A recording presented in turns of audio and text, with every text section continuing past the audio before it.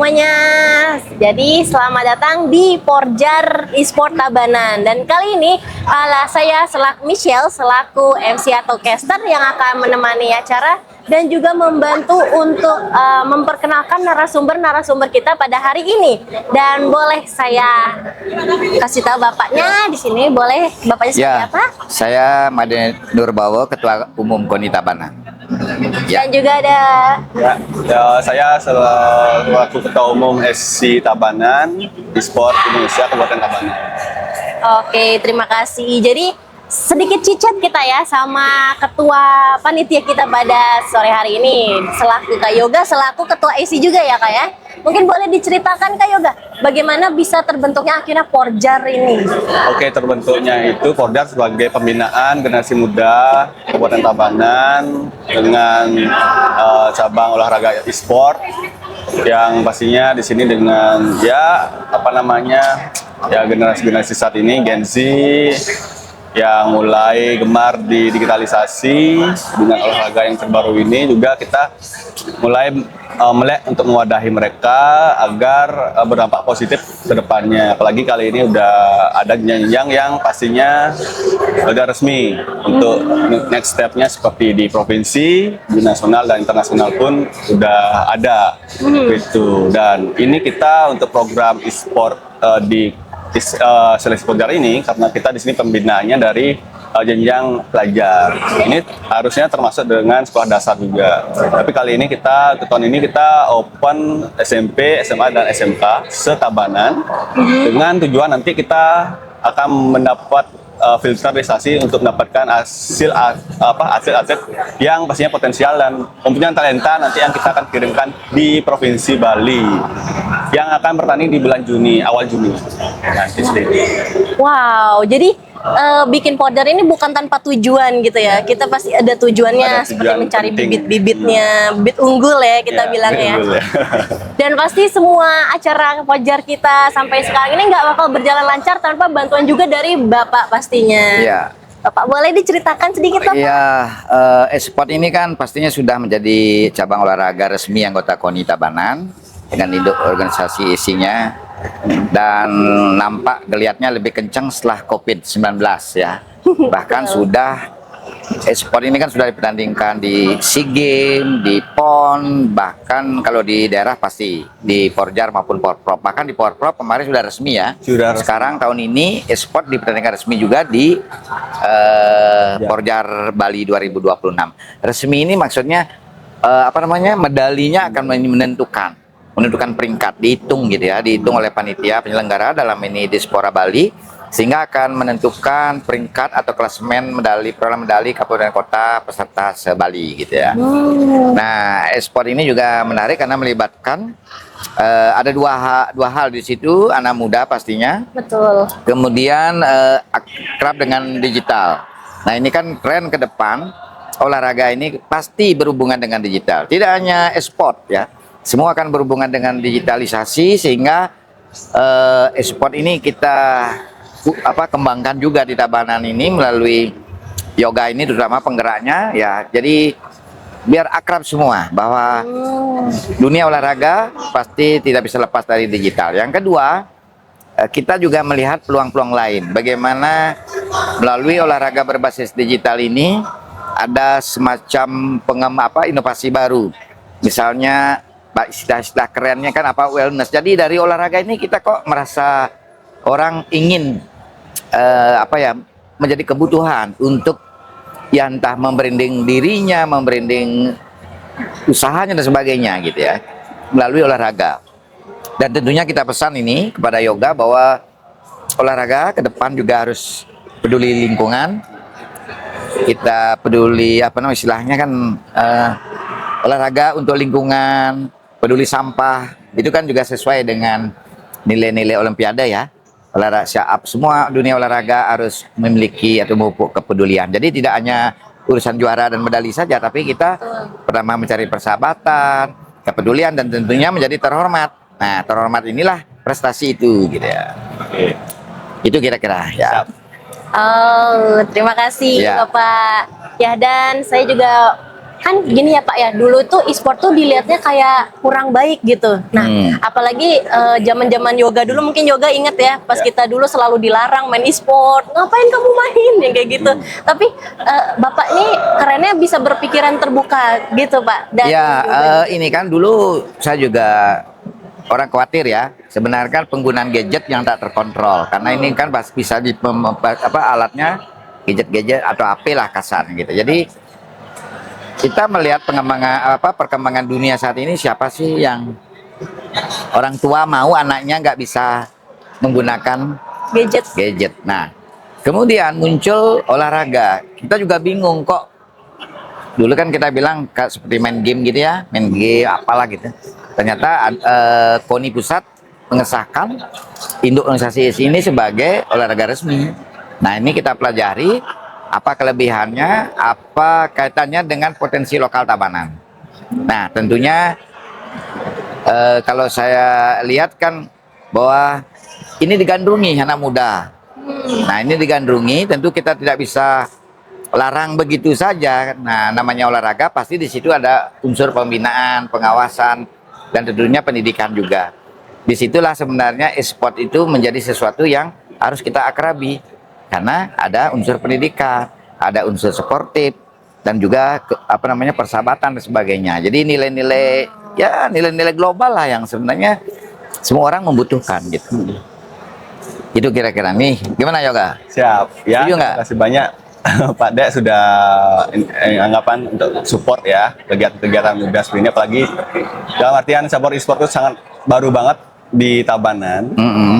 Jadi ya kita pun dari wakili teman-teman anak muda Tabanan, termasuk yang penggemar e-sport, penggemar game, itu kita diberikan wadah yang terbaik lah dari KONI Tabanan, dan juga Setugara nanti yang lainnya juga akan melek untuk mensupport lebih lagi di next program-program kita di pembinaan anak-anak muda di Tabanan. Ya, kalau boleh saya tanya tentang prestasi nih, boleh ya? Boleh. Jadi seperti apa nih peta kekuatan kabupaten kota di tingkat Porjar? Seperti yang mana nih yang kuat nih? Kuatnya, oke. Ya. Untuk kuat, kita sebenarnya di Tabanan sendiri itu lumayan kuat Pak Niko, untuk terutama di game Battle Royale. Karena dari track record kita kemarin di Poprov juga Battle Royale, terutama game PUBG Mobile, kita sangat kuat dan memperoleh achieve medali emas. Dan di Porjar, start dari pelajar, kemarin tahun lalu juga kita dapat emas di Battle Royale. Battleground itu di kategori game Free Fire, kita dapat emas juga. Jadi untuk game pertempuran seperti itu, perang-perangan gitu, untuk Tabanan sangat mendominasi.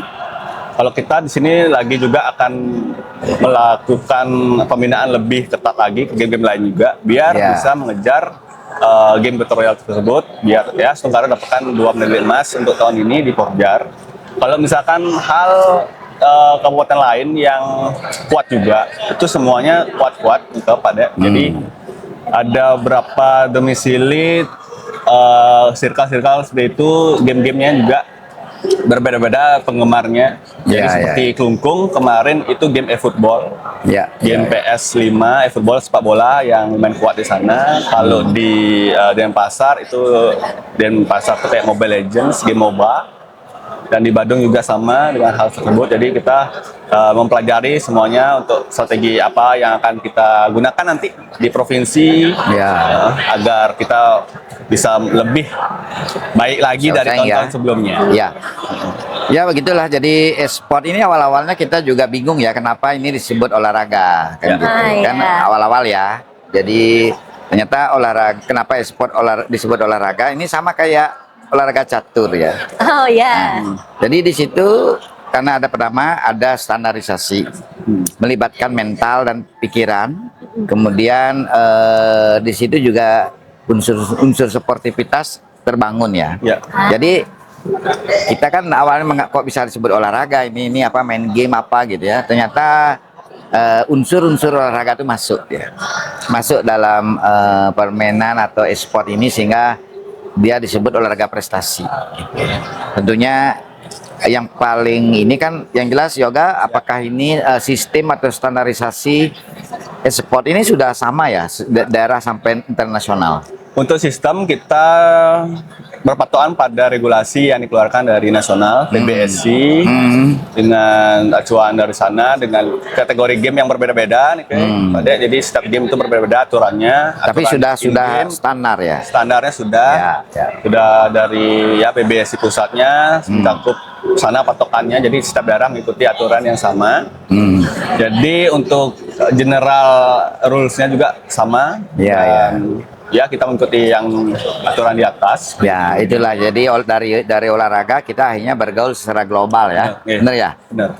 Jadi karena ada standar tadi, apa yang dimainkan di SEA Games ternyata di sini juga sudah dimainkan standarisasi peraturannya. Nah ini sedikit bau-bau gender ini.